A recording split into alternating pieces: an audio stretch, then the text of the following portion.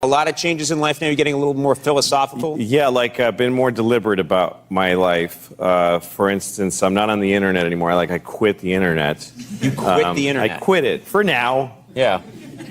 I mean, a year ago, I was like, I'm taking online courses. It's my obsession. And I went and gotten all these courses, and I watched a lecture, and that was it. But I like how you don't even seem to care what the lecture was about. Hey, also, I left a thing backstage I was going to show you. I just left it. I'm really stupid. So can you get somebody to get it? We have no one here that works for the show. Yeah. Frank, do you mind getting something from backstage? Go get it. I'm sorry, that's really awkward. Yeah. But I wanted Frank, to show it to you. couldn't walk slower. There you go.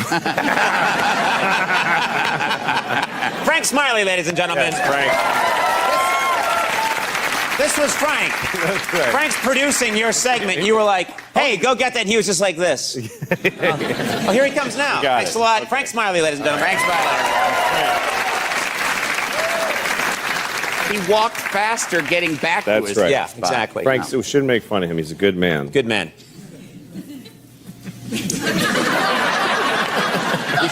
We should end it there. We should just fade to black. Yeah. People would be so blown away by, that was the weirdest ending to a talk show I've ever seen. 8 minutes. Frank's a good man. Fade to black. So I decided I don't want to be on the internet anymore. I don't like the way it feels anymore, especially in my hand, the devices. I don't like this thing that I stare into this thing, and it makes me feel upset. And I look at things that I know are going to upset me. You know, I guess I just like the hit from going, oh. Yeah. You know, like I'll go on my computer and I'll like Google an image that I don't want to see. So then I see a whole wall of it. Yeah. You know, like big dicks with nails in them.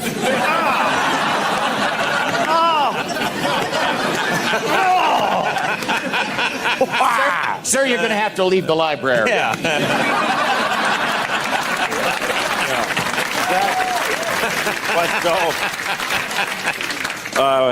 Anyway, so I decided I don't want to. And also, you just quit the internet. What? Well, I have kids, 2 daughters, and I sometimes I'll be with my daughter, and she's talking to me, and we're talking, and then bling, my phone goes bling, so I'll just go down like this. And my kids are nice people, so they just wait. But I started to realize a few things. One thing I realized in life is that you can't just go by how a person reacts to you. You can't just go like, oh, it's all right with her. Right. Because she's my kid. But she dies inside every time I do this. Because she thought she had a real connection with you, and then something glings. Yeah, I mean, that happens to you. Like, if you're talking to a person, and then they just go like this, they just disappeared. Yeah. It's a horrible abandonment. And when it's your father, just like, is that right, honey? It's just horrible. But she sits it out. She's okay with it. And I'm like, she seems all right. And then I started to grow up and realize, no, I have to think beyond what the look on her face is that she's soldiering on with. I have to think about what I'm doing to this kid. And I just didn't like this feeling, so I started to put it away. I started to just say, I gave my daughter my phone, and I said, make a restriction code and lock me out of the internet. It's supposed to be the other way around. Yes. It's supposed to be a parental code. Yeah. To keep your kid off the internet. But I had my daughter give me a code. She has the code. I don't know it. And so I can't be on the internet on my phone, and I did it on all my devices. And it's been about a month I haven't Googled anything. I just go up and walk out to people and ask them questions and stuff, which is more fun, too. Yeah, but while you're talking to them, they look away. Yeah, which is fine. You lose them. That's right. But so anyway, I started reading books again, and I was on vacation with my daughter, and I read Pride and Prejudice, and we would just sit there and I would just read. You read Pride and Prejudice? Yeah, I never read that. I never read anything. No, I've never read Pride and Prejudice. It's good. It's really good.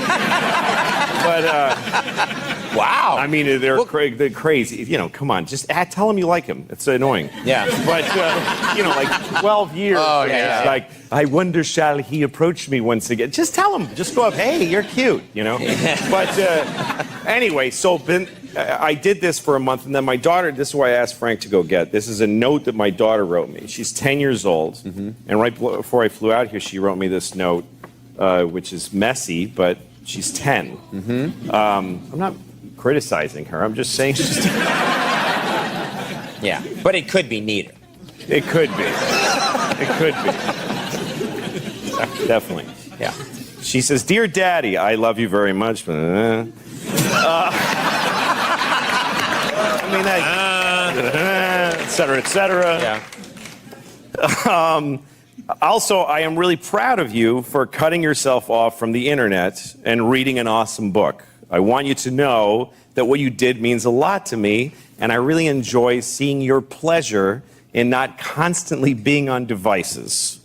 Also, thanks for the trip to Mexico. I really needed that. So, That's a great reward that you got. Yeah, I think people should know that it has an impact on your kids if you stop looking at the stupid internet. Right. All right, sorry. But if you're... No! I thought that was a nice message. Yeah, you had a nice message. What's wrong with that? That's right.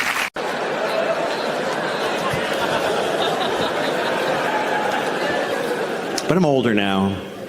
I'm divorced, and I still date mostly women who are younger than me recently, because that's who looks better. No, it's true. But I don't like I've always been with women my age or older. I was married to a woman a year older than me for 10 years, and that's always been the way there's some guys that have to be with a younger woman. There's cultures that believe the man should be much older. Like there's religions that have like a formula, like take the man's age and subtract 10, and then whatever else you have to do to get to 12, just solve for 12. But I didn't suddenly get interested in younger women. What happened was I got older and they got interested in me, because younger women like older guys. They just do this. The other part, nobody says. I don't do anything to get younger women. I just stand there like this. And they see me and they're like, that would be so weird to fuck that old guy. And then we get blamed. The older guy always gets blamed. You see an older man with a young woman, everybody's like, that guy's a pervert. No, she's a pervert. He's normal. He likes pretty women. She likes that. The fuck is wrong with her? And they're weird. I was having sex with this woman, and she was about 35, and we're in bed. She starts calling me daddy.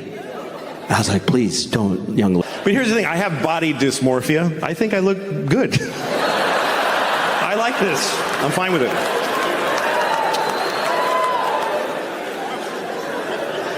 I decided to stop exercising. That's what I decided this year. I'm just not doing it anymore. I made it to 55. If I stop exercising now, it just means I might make 75 instead of 78. It's not that big a fucking deal. I'm just not going to do it. You know who inspired me? Was Trump. It's the one thing he said that I liked. I don't know if you've ever heard this, but Trump believes. He just believes. Nobody told him this. But he believes that you should move as little as possible, because you have a finite amount of movements, and then you stop. He believes that. He just went, yeah, that sounds right, and he just thought it up. And he's proving it to be true. I mean, it's fucking working. I don't like the new exercise either. I don't like the Peloton, it's a bike you ride, and there's a video that encourages you. And they have that mirror that you stand there, and it teaches you exercises. Then they have that gun you put in your mouth, and you fucking...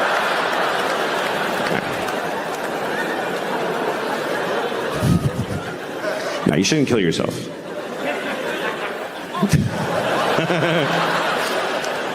That's why I think you should not kill yourself. That's my opinion. I don't know you. Ask somebody that knows you.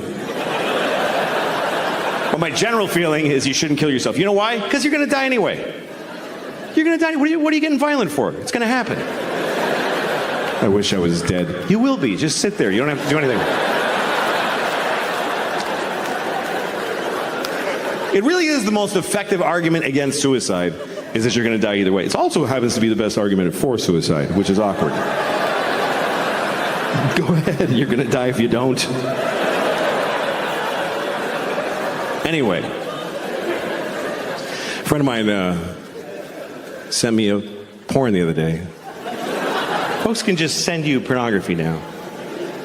It was a porn. It was two old men, like really old guys, really old, and they were sucking each other's cocks, like really sucking each other's cocks.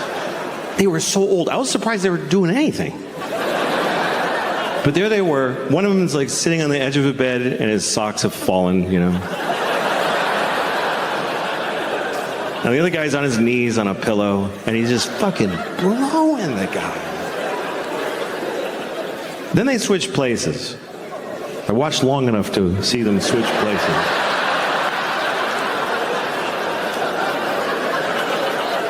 And when the second guy was done, I called my friend and said, "Why'd you send me this?" He said, "Because it's amazing." And it really was, you know? It really was. I've watched it a few times. Because it doesn't turn me on, it's inspiring. Because you're like, go, fellas. Because you worry about old guys. You know, you see an old man walking by himself with just a grapefruit in a plastic bag, you know? And you're like, oh, shit, that's horrible. Maybe he's going to suck another guy's cock. Life might be better than you think.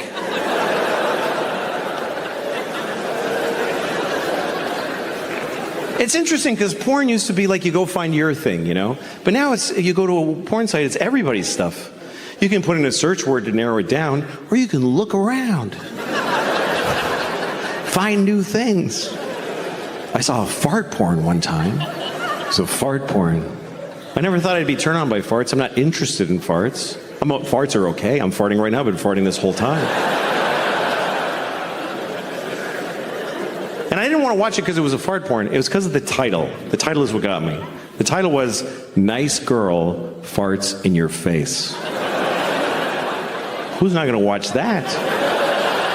Nice girl farts in your face.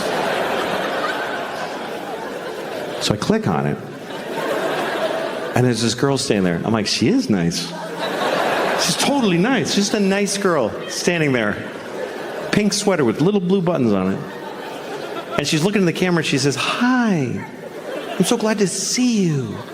I was like, wow, she made me feel good, you know? And then she turns around like she's reaching, she goes, "I gotta show you something I bought." And she's reaching up and all of a sudden, and I was like, oh my God. I mean, it was in the title, I knew it was gonna happen, but I was like, oh my God. She just farted right in my face. She seemed so nice. But the best part is when her reaction, because I thought she would be like, "That's right, I farted in your face." But she wasn't. She was like, "Oh my God. Oh my God, I'm so sorry. I can't believe that happened." I've never been that hard in my entire life. I was so excited. Because I realized it's not really about the fart. It's about the shame. It's about the sexy shame of a truly nice girl who just thunder farted right in your face, and she regrets it. Here's the worst part. I can't find one that good again. I can't. They're never that good. I've been chasing the dragon on this fart porn for months. It's just always some bored chick. Hello. Like, come on. Tighten it up, would you? A little bit?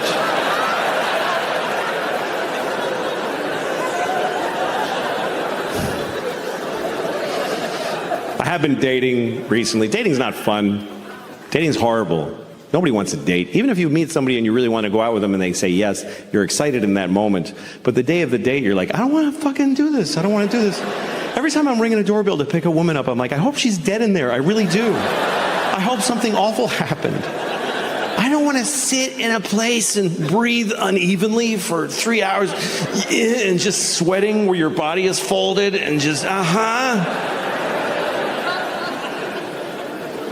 You ever have a date that goes well? It's like good from the beginning. You're like, you get a little laugh at the beginning. Hi, haha, something funny. And they both laugh. Feels good. You agree on stuff. When you don't agree, you laugh about it. You're even able to be quiet a little bit while you're eating, and it's nice, feels comfortable. And then you drop them off, and you're like, I hope I see you again. And she says, I hope so too. And you feel like, this is something new in my life. This is wonderful.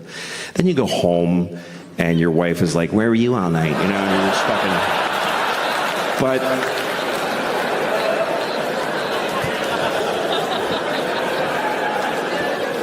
But I'm older now. I'm divorced, and I still date mostly women who are younger than me recently, because that's who looks better. No, it's true. But I'm not. I don't like have it. I've always been with women my age or older. I was married to a woman a year older than me for 10 years, and that's always been the way I. But you know, there's some guys that have to be with a younger woman. There's cultures that believe the man should be much older. Like there's religions that have like a formula, you know, like take the man's age and subtract 10, and then whatever else you have to do to get to 12. Just solve for 12. But I didn't suddenly get interested in younger women. What happened was I got older and they got interested in me because younger women like older guys. They just do this. The other part nobody says. I don't do anything to get younger women. I just stand there like this. And they see me and they're like, that would be so weird to fuck that old guy. And then we get blamed. The older guy always gets blamed. You see an older man with a young woman, everybody's like, that guy's a pervert. No, she's a pervert. He's normal. He likes pretty women. She likes that. What the fuck is wrong with her? And they're weird. I was having sex with this woman, and she was about 35, and we're in bed. She starts calling me daddy. I was like, please don't, young lady. Please don't do that. She said, why does it make you uncomfortable when I call you daddy during sex? Is it because you have daughters? I said, no. It makes me uncomfortable because I have a father. And I used to call him daddy when he fucked me. So.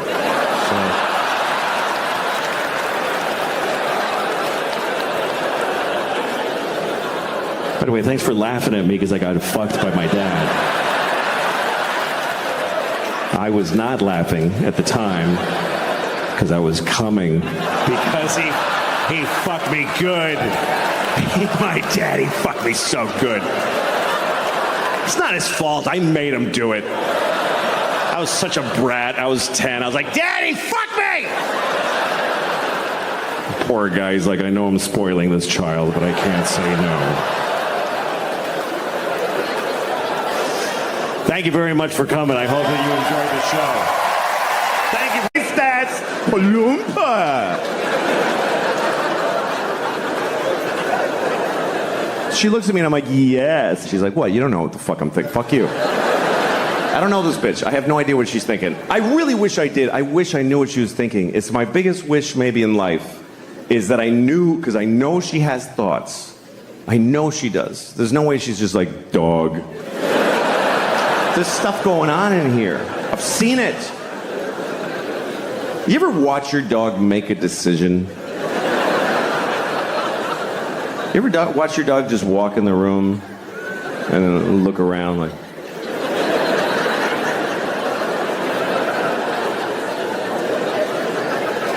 Yeah, I'm gonna go over here.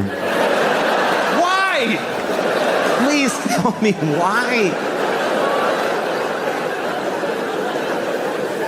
I think my dog thinks I'm insane. Because I look at my life through her eyes. Like, I'll watch TV for 4 hours. And from my dog's point of view, I'm just sitting there.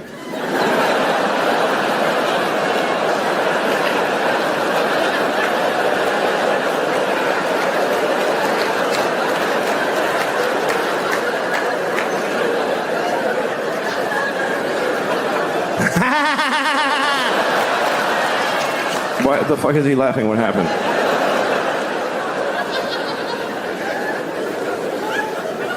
My dog is my life now because my kids are growing up. My kids are in college and they're all, you know, I'm an empty nester. That's what you call it when your kids are gone. Because they grew up, not if they're dead. It's not used that way. My daughter died of leukemia. Hey, you're an empty nester.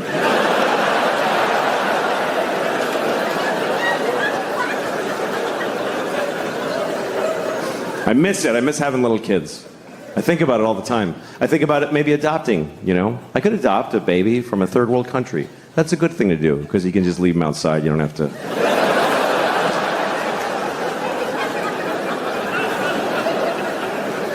You know, it's interesting. We've been adopting babies from other countries in America for a long time. You know, other countries do it too, but I live here, so I'll talk about that. But it's an interesting thing. It's not a biological imperative to go get a baby from thousands of miles away, but we've been doing that in large numbers here for a long time. And not always for the same reasons. There's been different reasons why we've done it. In the early, like in the 70s when I grew up, sometimes you meet a couple who had an African baby that they brought because they're those kind of, these kinds of people, the kind of couples that hold hands when they announce things. Those kind of people? They gather their friends and they're like, we've decided. Those... They have a farm table with a clay pot of honey on it. And their apple juice is cloudy. You know what I'm talking about? Those are the kind of people that make a trip to Zimbabwe and get a baby and name him Kevin and send him to Boston College, whatever. That was like the 70s and 80s. Then in the 90s, it became very popular with gay couples started to adopt babies from China because they want to have a baby, but they can't. They both have dicks. I don't know if you know that. Did you know that? Gay couples have 2 dicks, so they can't make a baby. You can try. You can just really fucking. You could try to come into one dick with the other, like. If you line up the dick holes, and you can come and the sperm goes up this dick and down that one. And then the sperm gets to the balls and they're like, wait, what the fuck? Did we turn around? Because we're in the balls again.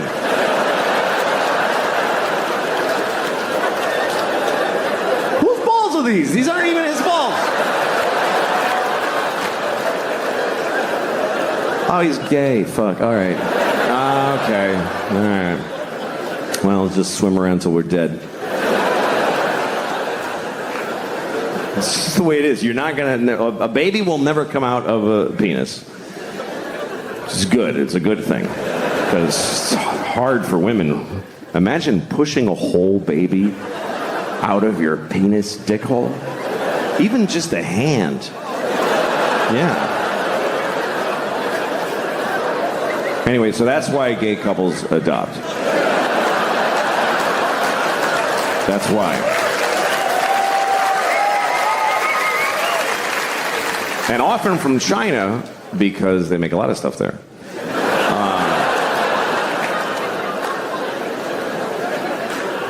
So that was that. That was the gay couples were adopting Chinese babies because they couldn't have babies.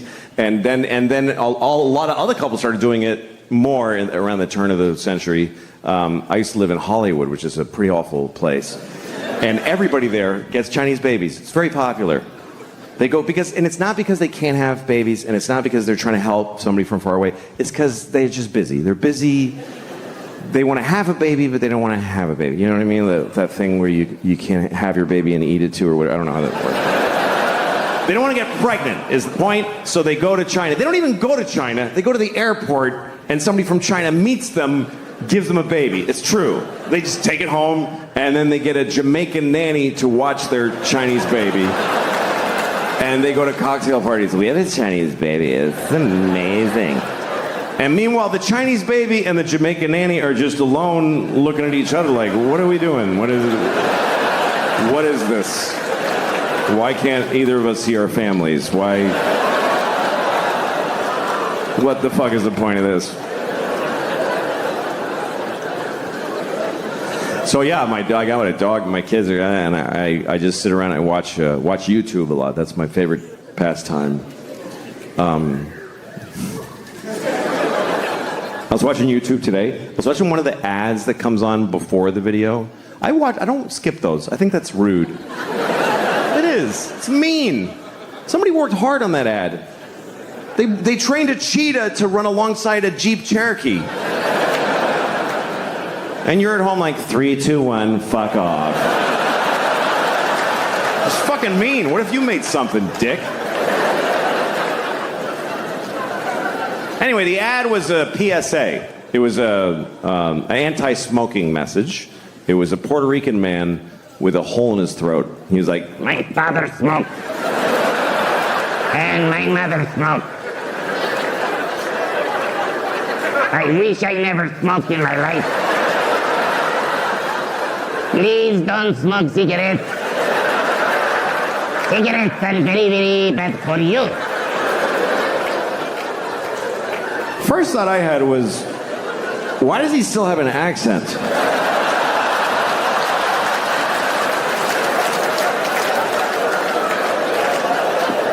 It's coming out.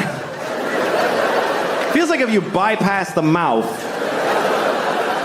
you shouldn't have an accent anymore. Does the machine have a setting for Puerto Rican? Is that just how air sounds coming out of this guy? Does he fart with an accent? Señor, I'm farting.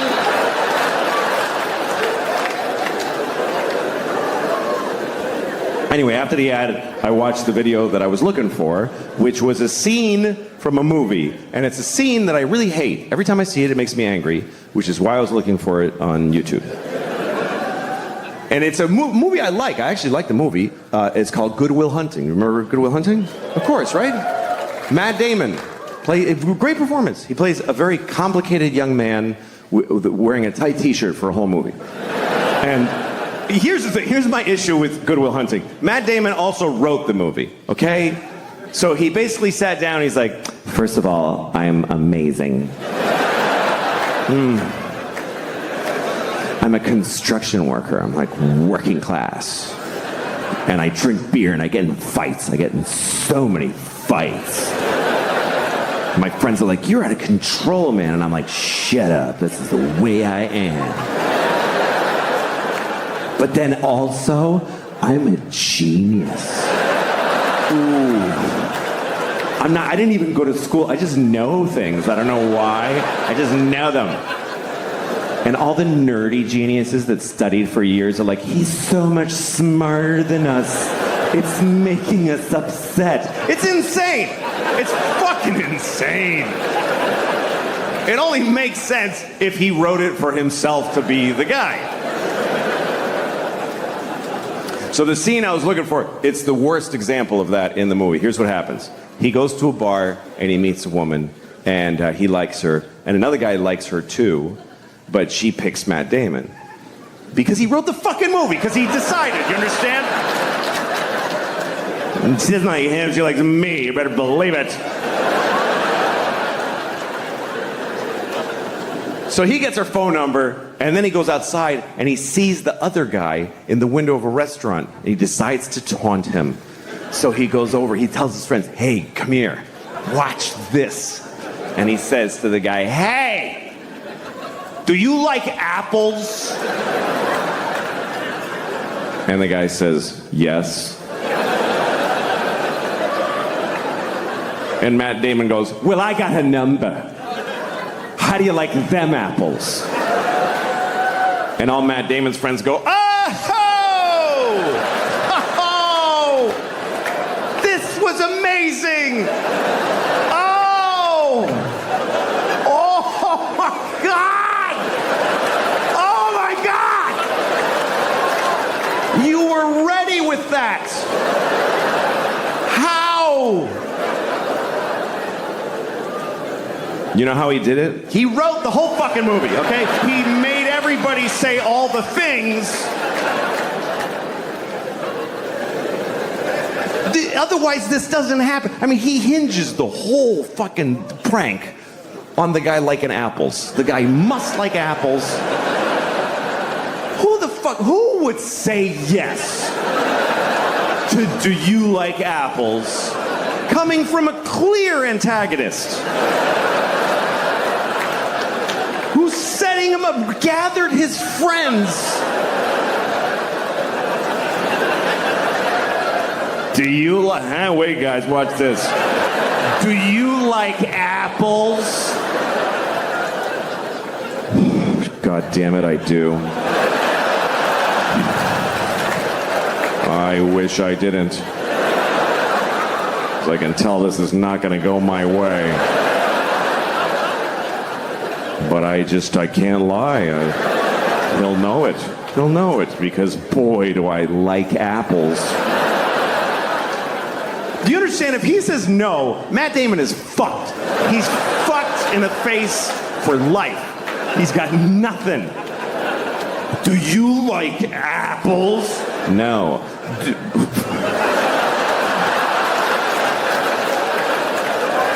What the dude? Fucking guy. No, come on, seriously. Seriously, you fucking don't fucking.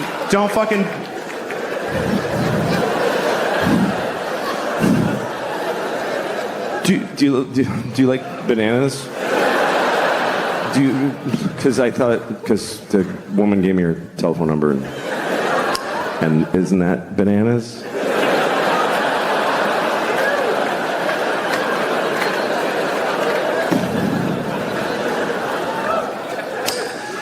I saw a guy peeling a banana the other day. It's another banana juice because did you hear the other one ended with banana? Banana. I got 3 banana jokes, by the way. This is number 2. Okay. I saw a guy peeling a banana on 6th Avenue, and it bothered me. And I'll tell you why. Because it's the way he peeled. When I peel a banana, I hold it around here. I peel down to my hand, right? This guy holds the banana at the bottom. And he just peels the whole thing all the way down. It felt like a guy at a urinal pulling his pants all the way to his ankles.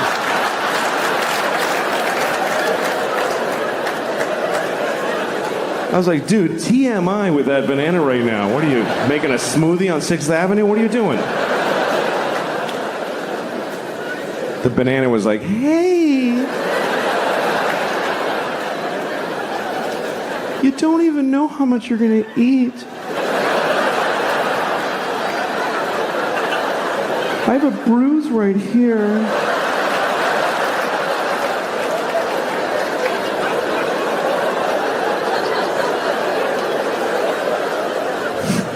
I kind of got lost in the banana shame there.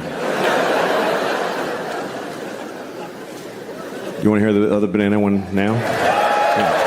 All right. Okay, so I was at the grocery store and I needed bananas. So I go over to where the bananas are and there's a black woman at the bananas. It's gonna be okay. It's gonna be okay, I swear. I understand.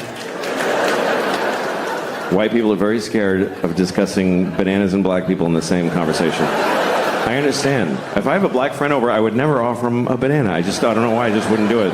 Hey, you want a banana? Why the fuck you asking me? Hey man, I'm sorry, have an apple. I'm really sorry. These are just the facts of the case, all right? They trained a cheetah to run alongside a Jeep Cherokee. And you're at home like, 3, 2, 1, fuck off. It's fucking mean. What if you made something, dick? Anyway, the ad was a PSA. It was an anti-smoking message. It was a Puerto Rican man with a hole in his throat. He was like, my father smoked. And my mother smoked. I wish I never smoked in my life. Please don't smoke cigarettes. Cigarettes are very, very bad for you. First thought I had was, why does he still have an accent?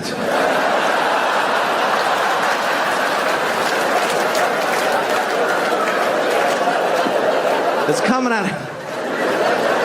Feels like if you bypass the mouth, you shouldn't have an accent anymore. Does the machine have a setting for Puerto Rican? Is that just how air sounds coming out of this guy? Does he fart with an accent? Señor, I'm farting.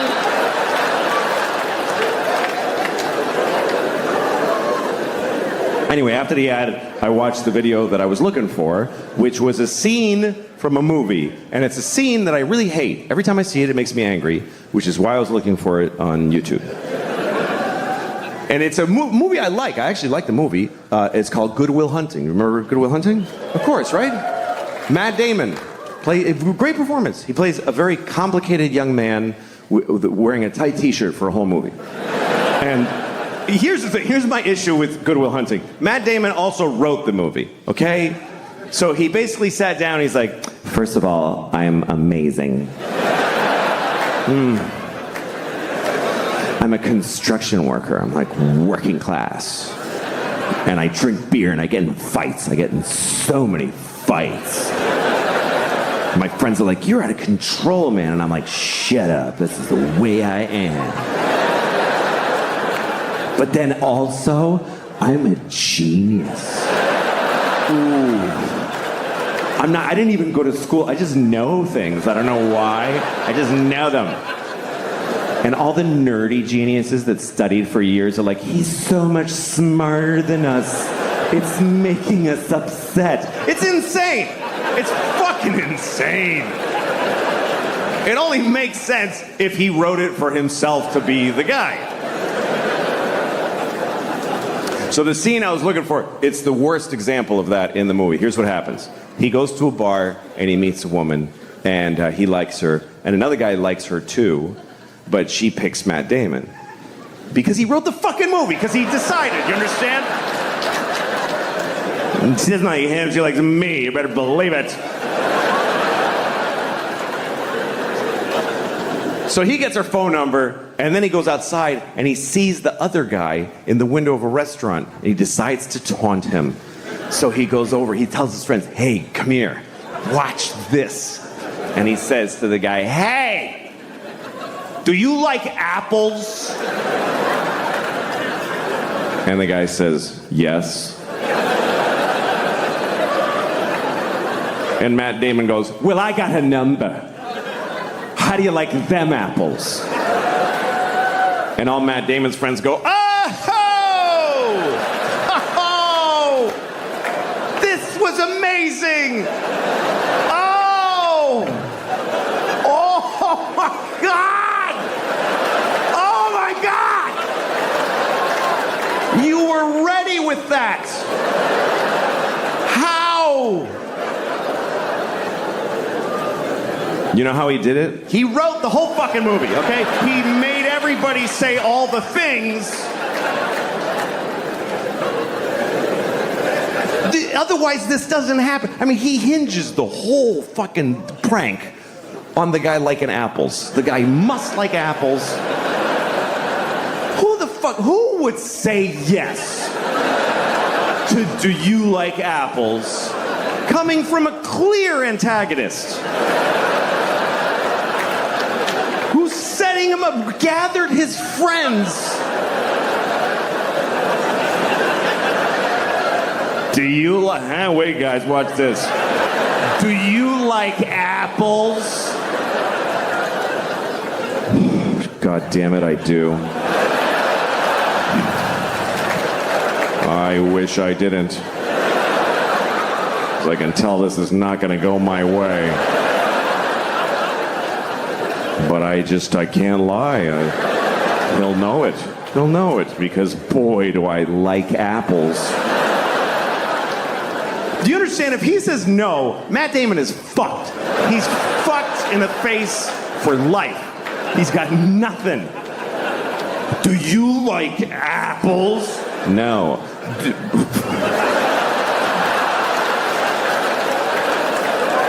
What the dude. Fucking guy. No, come on, seriously. Seriously, you fucking don't fucking.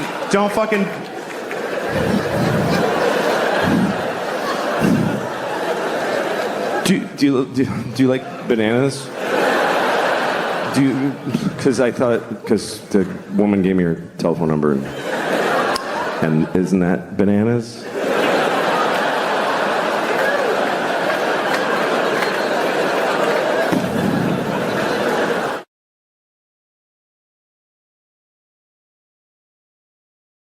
They gave me the plane. They're like, just take it home, you fucking ruined it. We tried flying it around with all the doors open, it didn't help. Fucking pig. I got stopped at security because something was in my bag. You know when your bag goes through the X-ray machine, and it's very high tech now. They keep upping the technology on the X-ray machine for the carry-ons. Who's still trying? Who's still putting a gun in their carry-on? Like, hey, maybe this time it'll work out, you know? But my bag got stopped, and I wasn't sure why. I knew I didn't have any liquids or anything. And the lady opened it, and sure, here's what happened. I had clay in my bag. Because I'm not an artist, but I like clay. I make little dicks. They're this big. I do. I make tiny dicks. They're perfect. And I hold it, and I walk around.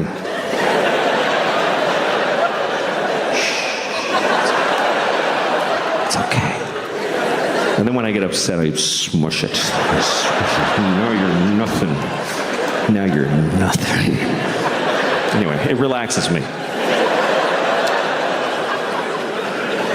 So I didn't think about this in terms of security until the lady took it out. It's a plastic bag with gray clay. It looks like C4 plastic explosive. And she's like, what is this? And I said, it's clay from an art store. She goes, I can't let you have it. I said, all right. So she threw it away, and she says, have a nice flight. I'm like, look, either that's a bomb or it's not.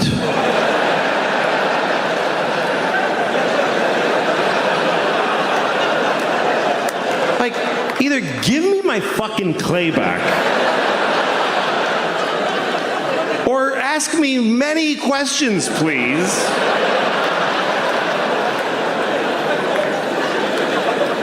Is that the procedure? Hey, this guy has a bomb in his bag. Oh yeah, you can't have that on the plane, I'm sorry.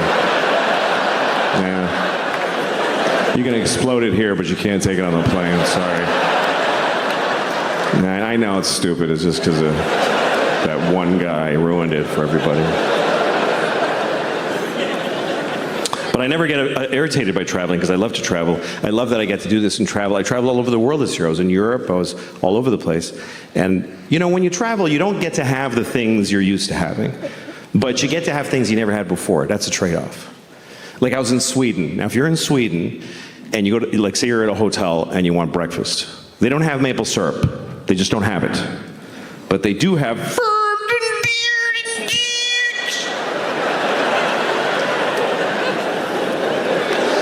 Do you have maple syrup? No, but we have beer.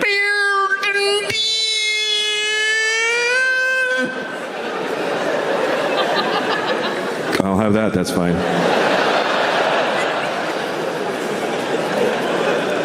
It's the same all over the world.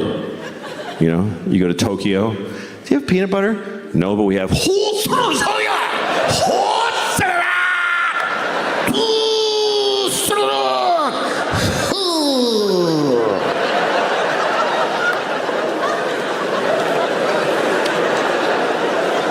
is that spicy?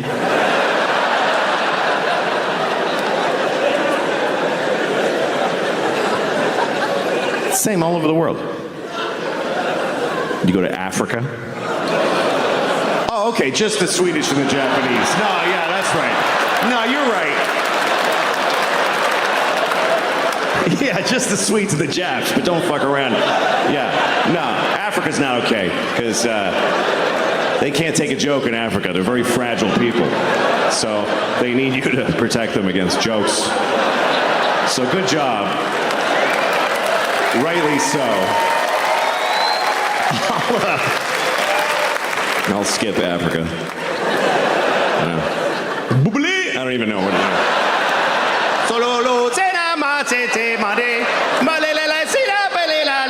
All right, whatever.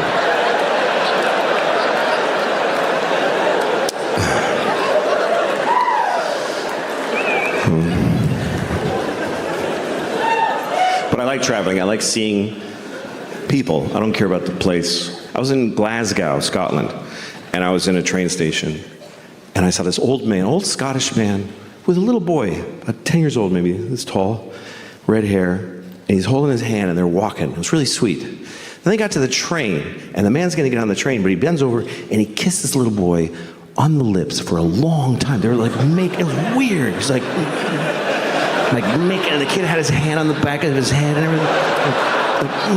And I was like, oh no.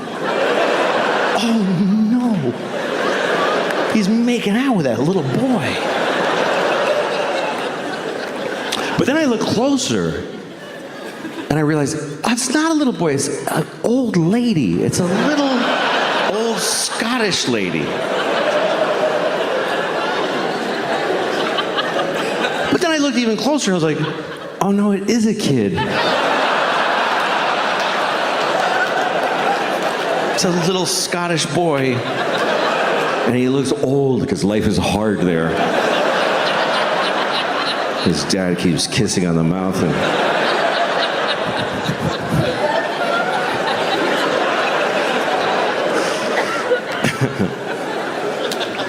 I went to the zoo. I was in Ohio. I went to the zoo. You go to the zoo when you're on the road, right? You don't go to the zoo in your hometown. It's not like you're at work like, I should hit the zoo. Ah, shit, it's gonna close. Fuck. I just really want to see a monkey's face right now, really bad. It's gonna be a bad night if I don't look at a monkey. I'm gonna hit both my kids if I don't see a monkey tonight before I get home. Anyway, I went to the zoo in Ohio with a friend of mine, and we went to see the lion. And it's always a shit lion, you know. It's not a. The zoo lion's never like. Rawr. He's just sitting on a fake rock, just eating lamb chops from Costco. My friend said, that's really sad. He said, they should free that lion. I was like, what are you seeing in your mind exactly? Describe your wish to me. He said they should take that lion to Africa. And what, just let him out of the car? Good luck, lion. The lion's like, what the fuck is this shit?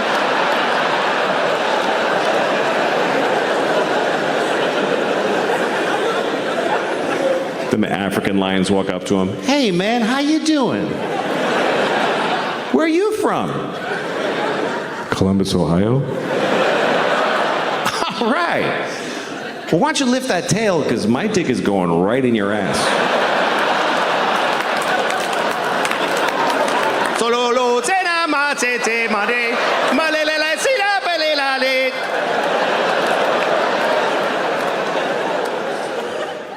Because two reasons I think women should be allowed to kill babies. Number one, I don't think life is that important. It's just not. It is not. People get too excited about life. Oh, life, fuck you. It's not that. It's. Make a list of every shitty thing ever that's in life. Life is okay. I like life. I like it. I don't need it. I'd be fine without it. I like life, though. I do. You know how much I like life? I have never killed myself. That's how much I like it. That's exactly how much I like it, with a razor-thin margin. I like it precisely enough to not kill myself. It's an option, though. It's totally an option. I mean, I'm 49. I have 2 kids. I've flipped through the brochure a few times. I've thought of killing myself just to win an argument. You're not supposed to talk about suicide, even to your shrink. Of suicide, and you're like, no, because if I say yes, you'll press a button and folks will run in and hold him down. But you should be able to talk about it. It's the whole world is just made of people who didn't kill themselves today. That's who's here. Is all of us that went, okay, I'll fucking keep doing it.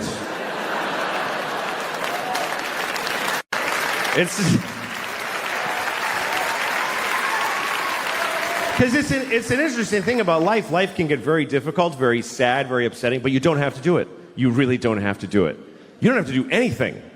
You never have to do anything because you can kill yourself. If they send you a letter from motor vehicles, you have to come in and, no, I don't. I'll kill myself. You can do that. You can do that once. But you can do it.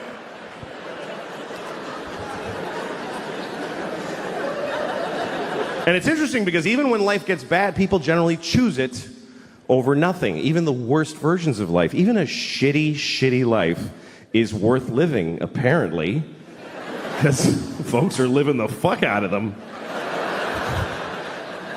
You ever seen somebody, you're like, he should kill himself. Why? You ever been driving and you look in the next car and you're like, oh shit, I wish I hadn't looked in that car. That was difficult to glance at, let alone being it. Just a guy in a tan car. Nobody chooses tan. Nobody picks tan for their car. They give you tan. Is that mine? Yeah, it's yours, fucking loser. Made it tan. They shouldn't even make tan cars. It's mean to make them. You look over, you see a guy in a tan car with just dents all over it and a garbage bag for a window.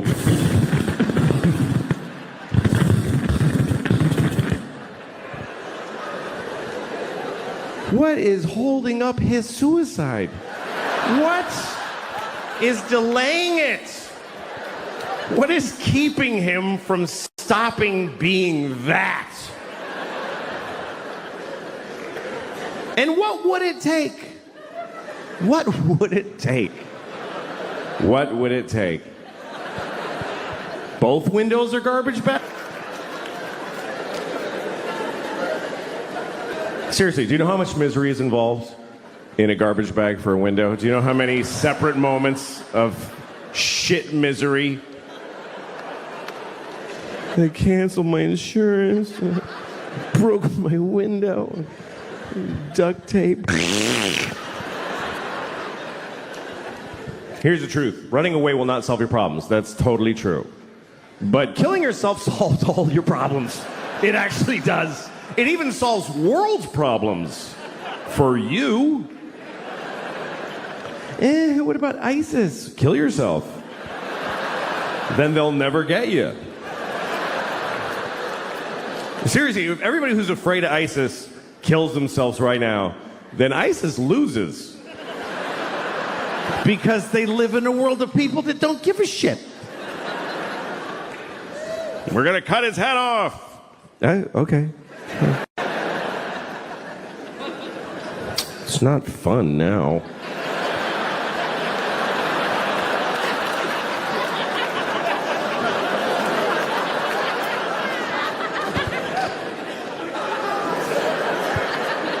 I think the worst thing about being beheaded is that you look really dumb right after. That's the worst part. They go like that, you're like, just that's fucking dopey. I don't think they like beheading bald people because they can't do this thing. That's the best part. They gotta go like this. It's not as cool. So just shave the top of your head and you won't have to worry about it.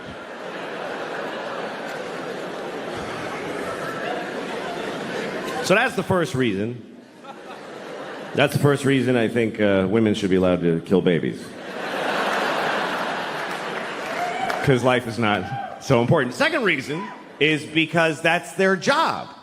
Women have to decide who lives and dies. That's because they're the female of the species. In the reproductive arena, that's what the female does. They are the selectors. They have to decide this. We give them this responsibility when we fuck them. We go, here, you decide what to do with this shit. See you later. And she has to figure out if you should have kids, if she should have. That's her job. Because women have judgment. Men have intent. Men just want to spray the world with their cum, just mist. More of me!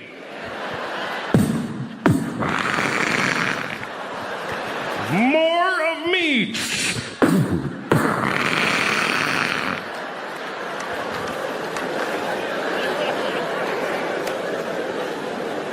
It's her job to go, that's enough of you, I think. No, that's really enough.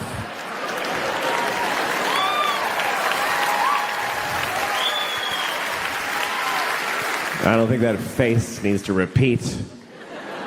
I've seen your father, and it's not getting better. And sometimes she doesn't realize this until after you fuck her. That's actually when she really knows, is when you're like, yeah! And she's like, I'm not having this piece of shit's baby. And that's why abortion is the last line of defense against shitty people in the species. So we need them to abort every shitty baby. I mean, all animals do this. Animals do it late. Eat this one.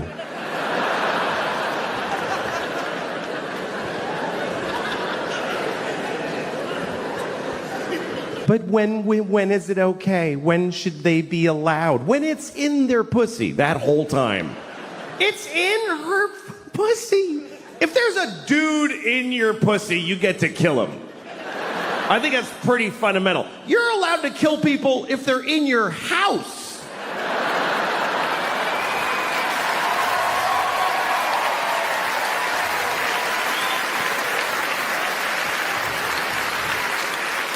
I hate the way people talk about their mothers. I was watching a football game one time, and this guy scored a bunch of shit, whatever, and they were excited. So they asked him about it afterwards. And the football player said, my mom died last year, but I know she was watching my game from heaven tonight. And I wanted to be there to say, leave your mother alone.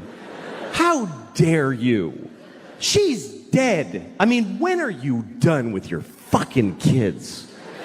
When are you finished with your fucking kids? Even after you're dead, you still have to go to their fucking games and shit?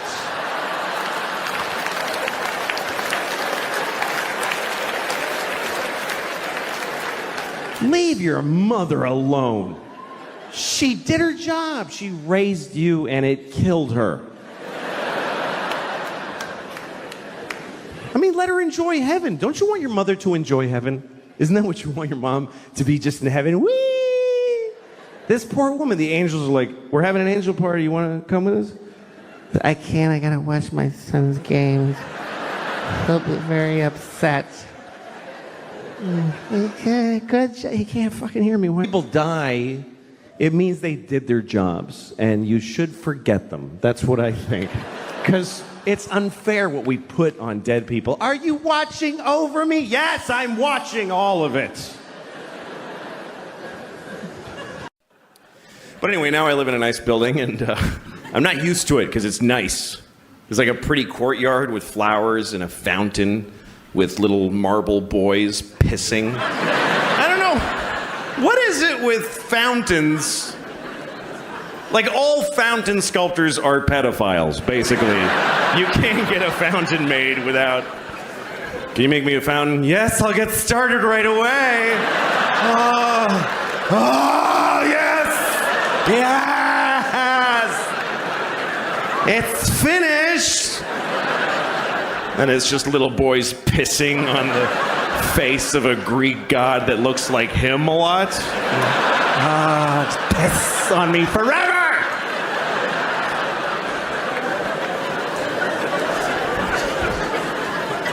Anyway, there's one of those in the courtyard of my building. And my first week in the building about a year ago, I went down to the courtyard for the first time. And I didn't look too good, you know? It was a Sunday morning. That's my least presentable hour. There's a lot of, you know, just stains, just like, you know, food and me and whatever. And so I'm sitting there. So, shut up. Oh. Anyway, but so there I was. I'm sitting on the stone bench of this courtyard and feeling a little out of place. you know, there's these fancy doormen and stuff. And then there's this guy looking at me. I notice he's looking at me from across the courtyard. And he's all spiffy looking. He's got brown shoes and he's looking at me like, I could tell he was thinking I don't live in the building. He thinks I just wandered in off the street and sat in the courtyard. I could tell he's thinking of coming over and dealing with me on his own. And I'm sitting there thinking like, oh, please do that. Yes, please, come on. And I'm trying to look even more gross. And I'm like pulling up my shirt. And then I see him go, oh, no, that's not going to do at all. And he comes over to me. And I'm like, I'm so excited to have this thing. The confrontation where I'm not wrong at all. And he thinks I am. So he comes over, says, excuse me, do you live in this building? And I said, no. Because why not start there? I said, no. He goes, well, then what are you doing here? And I said, I just need to rest. I'm having a hard time.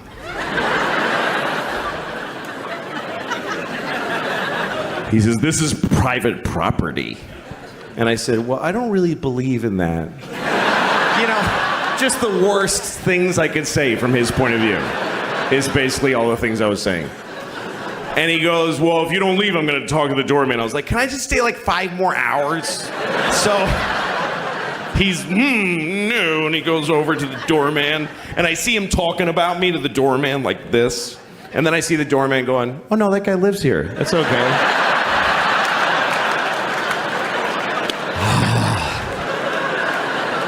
And the look on his face, it was just so, it was this beautiful cocktail of anger and confusion. It's like I had invented a new way to hurt somebody's feelings. That's how excited I was. He was so angry, he came back. He came back to me. He said, why didn't you tell me that you live here? And I said, because I don't have to tell you anything ever. Right? There are no words that I must say to you.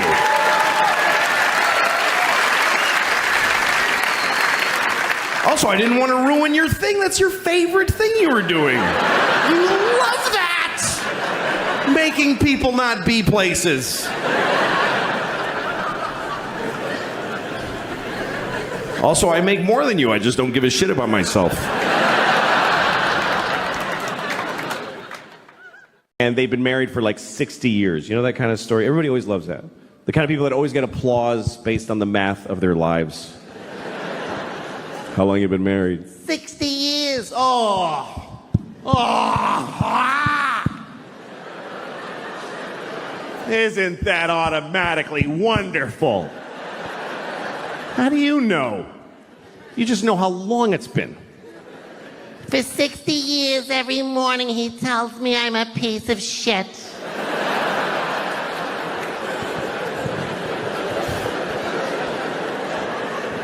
Well, let's just say this is a happy couple, okay? They love each other. They've been married for 60 years. That's longer than most people really want to be alive, and they've been together that long. And now they're just an old couple, and they just walk together. You know when you see two people? And it's kind of lovely. They don't need anybody else. It's just the two of them. This is both of them. They just walk. They always walk somewhere nobody walks there. There's trash. Trucks. He's wearing a suit that is not a color.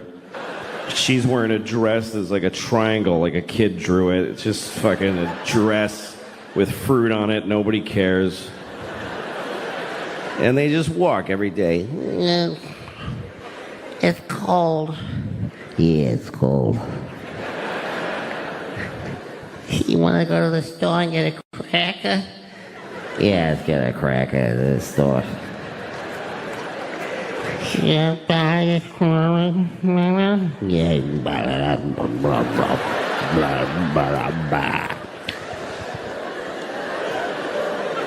And then one day, usually he dies first, They're walking, and he goes, ah. Ah. And she says, Richard! Ah. Ah. Richard! Ah. And he dies.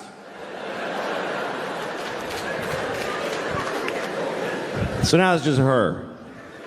Just Rose. And she's alone. Now she just stands in their house.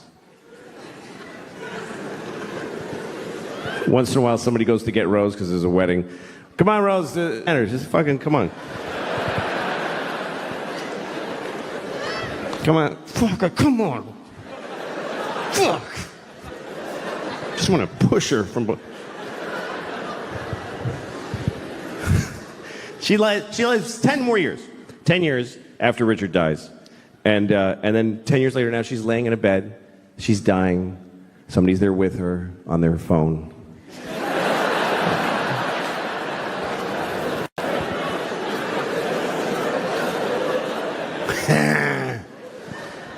So Rose is dying, and she says, well, at least now I get to be with my Richard forever. Where'd she get that idea? Where did that come from? I've looked it up. No religion teaches that when you die, you get to ruin heaven for your dead spouse. Why is that fair? Who gets... Richard's been dead for 10 years. He's been in heaven for 10 years. And somebody comes up to him, hey, your wife is coming.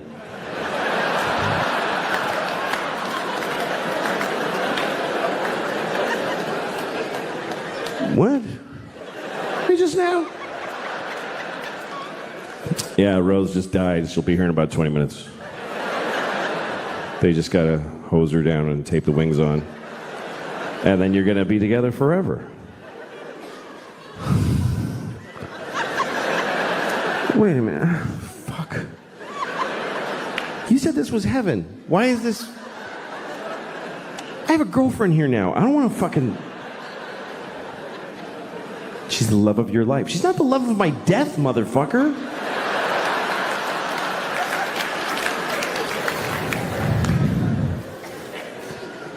That's marriage. Marriage is a big deal. Marriage is a big deal. I went to a wedding the other day. You ever been in an email fight? Some of you are in an email fight right now. You know, an email fight, not a text fight. A text fight is like, fuck you, bitch. Fuck you, bitch. Dick, bitch. You're an asshole, bitch. That's a text fight. An email fight is like, in June when I told you that I had this issue, I was very disappointed in the way you didn't listen.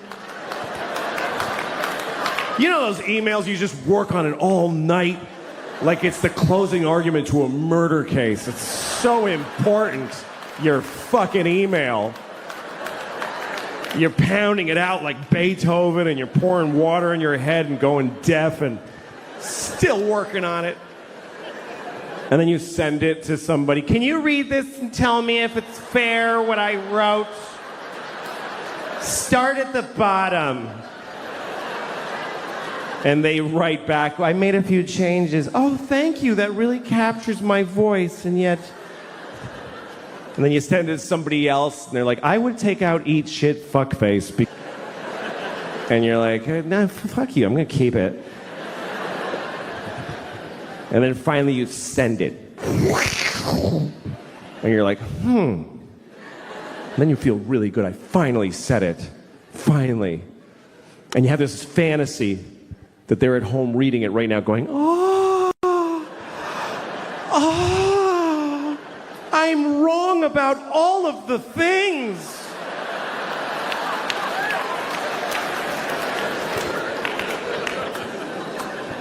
And at some point during the day, they haven't written back yet, and you know it's because you just bewitched them. And you decide, I'm going to read my email. I'm going to read the email that I wrote. Is there any more disgusting modern human behavior than reading your own already sent emails? Is there any more scratching your asshole and smelling your finger than that? I do it all the time. So that's what I did. I was in an email fight, and I looked in the sent folder where it's all, that's it. It's in stone. You can't change that anymore. And I realized, by mistake, it said, this is my latest draft. What do you think?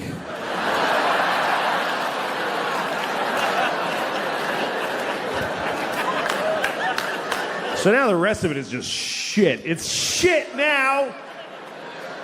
Because she knows I have a writing staff and a focus group. There should be credits at the end of this fucking email. Approved by email fight right now. You know, an email fight, not a text fight. A text fight is like, fuck you, bitch. Fuck you, bitch. Dick, bitch. You're an asshole, bitch. That's a text fight. An email fight is like, in June when I told you that I had this issue, I was very disappointed in the way you didn't listen. You know those emails you just work on it all night? Like it's the closing argument to a murder case. It's so important, your fucking email. You're pounding it out like Beethoven and you're pouring water in your head and going deaf and still working on it. And then you send it to somebody. Can you read this and tell me if it's fair what I wrote? Start at the bottom. And they write back, I made a few changes. Oh, thank you. That really captures my voice. And yet...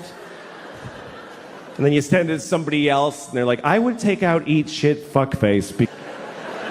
And you're like, nah, fuck you. I'm going to keep it. And then finally you send it. And you're like, And then you feel really good. I finally said it. Finally. And you have this fantasy that they're at home reading it right now going, I'm wrong about all of the things.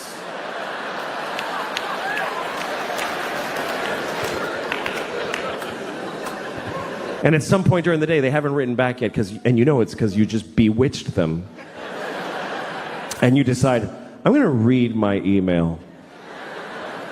I'm going to read the email that I wrote. Is there any more disgusting modern human behavior than reading your own already sent emails? Is there any more scratching your asshole and smelling your finger than that? I do it all the time. So that's what I did. I was in an email fight, and I looked in the sent folder where it's all, that's it. It's in stone. You can't change that anymore. And I realized, by mistake, it said, this is my latest draft. What do you think?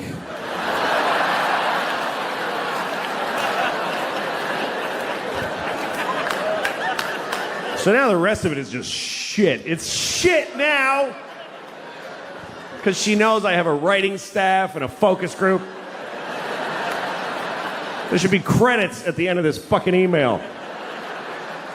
Approved by mother and sister.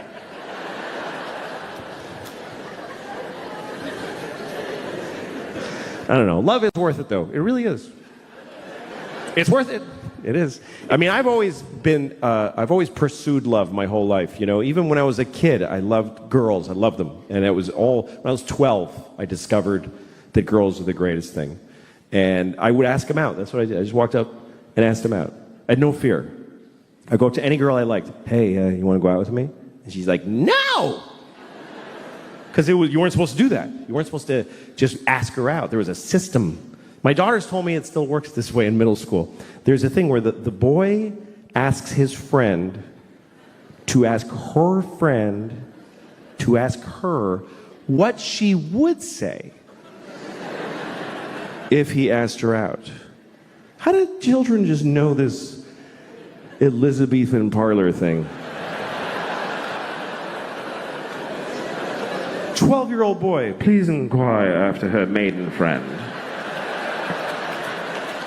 Were I to request her presence, what might be her answer? Indeed, my lady would enjoy your company, sir. That is well. May I finger her?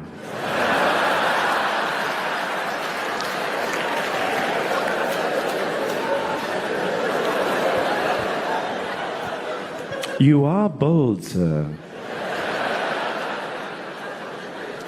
And finger her you may.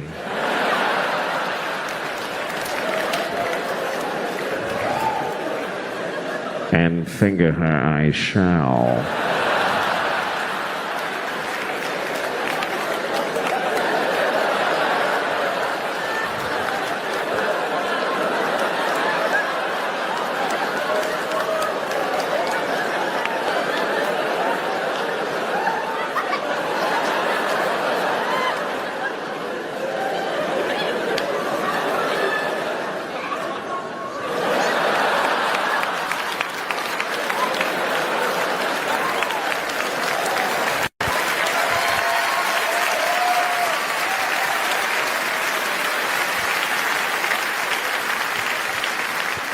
Anyway, I didn't do any of that myself. I would just ask them out. Girls said no to me. Till Rachel. Rachel was the first girl who said yes. I asked her to the dance in 8th grade, and she said yes. Happiest moment of my life. Even to now. I never beat it. Anyway, Rachel said yes. I'll go to the dance with you. So we went to the dance. I was 13. It's my first time with a girl. And about 5 minutes into the dance, she comes up to me and she says, "Do you mind if I dance with Jeff?" I was like, okay. Because what other moves did I have at 13? What else are you going to say? "Do you mind if I dance with Jeff?" "Yeah, I do. I mind very much." "What the fuck do you think this is, Rachel?" You know what? Get your shit. We're leaving right now. Get your shit. Shut the fuck up, Rachel. I swear to God. I didn't have any of those tools. So I said, okay. And she danced with Jeff and made out with Jeff and left with Jeff. That was it. And I learned, by the way, that guy Jeff, this is a true story. That guy Jeff, he's a woman now. That's what happened. It's true. I was looking, and she has a whole blog on Facebook about becoming a woman. I was up all night reading it. I was crying. It was amazing. I was like, this is incredible. And then at the end, there's a picture of her with hair, and she says, "I didn't change. I knew what I was all along. I knew I was a girl since I was 6 years old." And I read that, and I thought, why'd you take my fucking date then? You knew, you piece of shit. Fuck you, Jeff. Fuck you and your journey. I don't give a shit now. Hooray for transgender, but fuck you because you're just an asshole who became a cunt. That's what happened.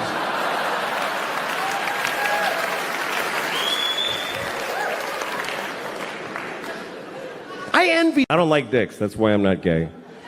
That really is the reason. I hate dicks. Penises are very disgusting to me. I don't want to yuck your yum. I just think they're gross. I always hated penises. I hated my father's penis. I did. I hated my father's penis. Well, when you're a little boy, sometimes you got to see your dad's dick. If you go to a restaurant, you're probably going to see your dad's dick. I should explain that, right? That sounds like I have a weird father. All right, we're going out to eat. Everybody take a look.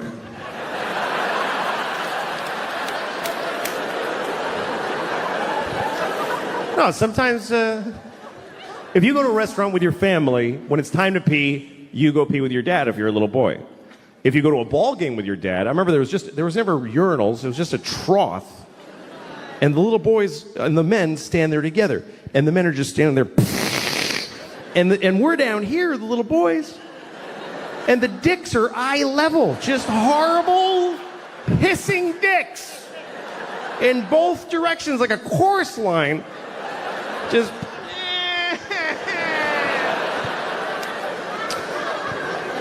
And my dad... Worst!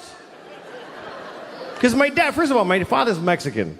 It's true. My father is Mexican. I'm not. I'm not Mexican. My father is. Just because some Mexican fucked my mom for years doesn't make me a Mexican. Just makes her a whore.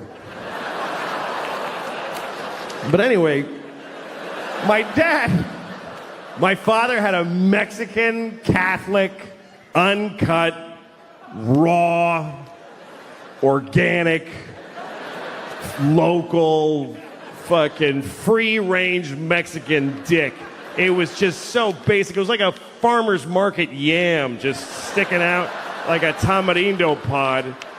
And the pee would spray out of it. I'm like, Dad, open your dick before you pee out of it.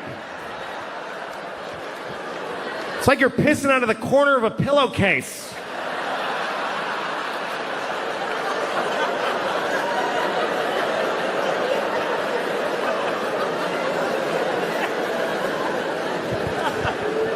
And my dad's had a weird life, too. When I was 10 years old, my parents got divorced, and he converted to Judaism. He didn't turn into a Jew. It's not like my dad was like...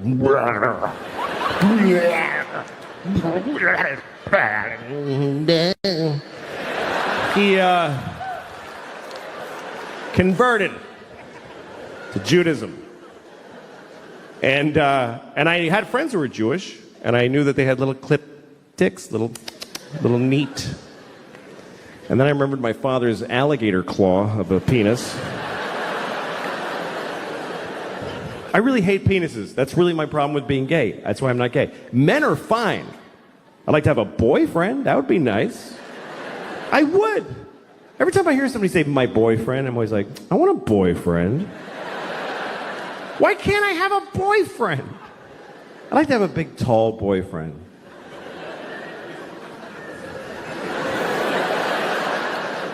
That's my boyfriend. I'm mad at my boyfriend. I get to wear his jacket. It's all big on me. I'm like, it's my boyfriend's jacket.